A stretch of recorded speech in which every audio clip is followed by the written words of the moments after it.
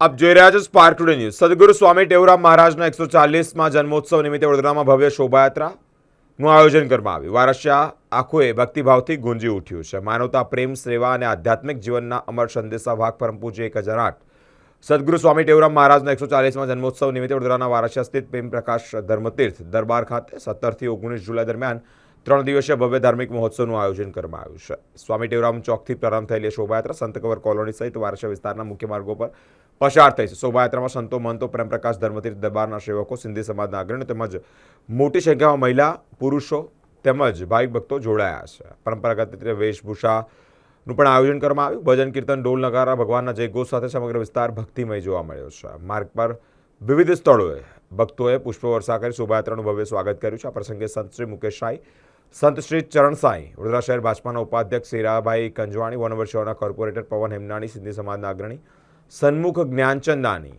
સહિત સમાજના અનેક અગ્રગણીઓ અને શ્રદ્ધાળુઓ ઉપસ્થિત રહ્યા છે।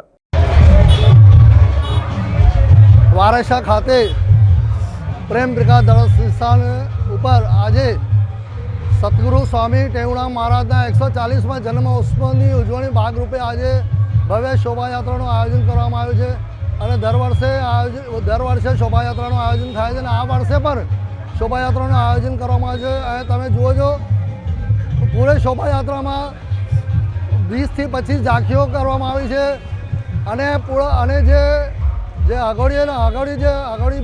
આગોડીનો બી આજે પ્રોગ્રામ કરવામાં આવ્યું છે।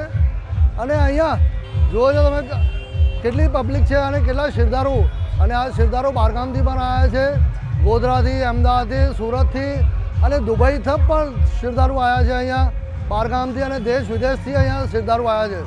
અને મુકેશ સાંઈ, ચરણ સાંઈ અને બીજા સંતો, મહાસંતો બી અહીંયા હાજર છે। અને શોભાયાત્રાનું શાન, આ શોભાયાત્રામાં શ્રદ્ધાળુ છે એ બહુ ઉમંગમાં છે બધા જ, અને ઠેર ઠેર પ્રસાદીનું આયોજન કરવામાં આવ્યું છે, આતિશબાજી કરવામાં આવી છે અને મુકેશ સાંઈના બધા સંતોના સતત સારી રીતે અને ફૂલોથી વર્ષાથી સ્વાગત કરવામાં આવ્યું છે। સન્મુખ જ્ઞાનચંદાણી।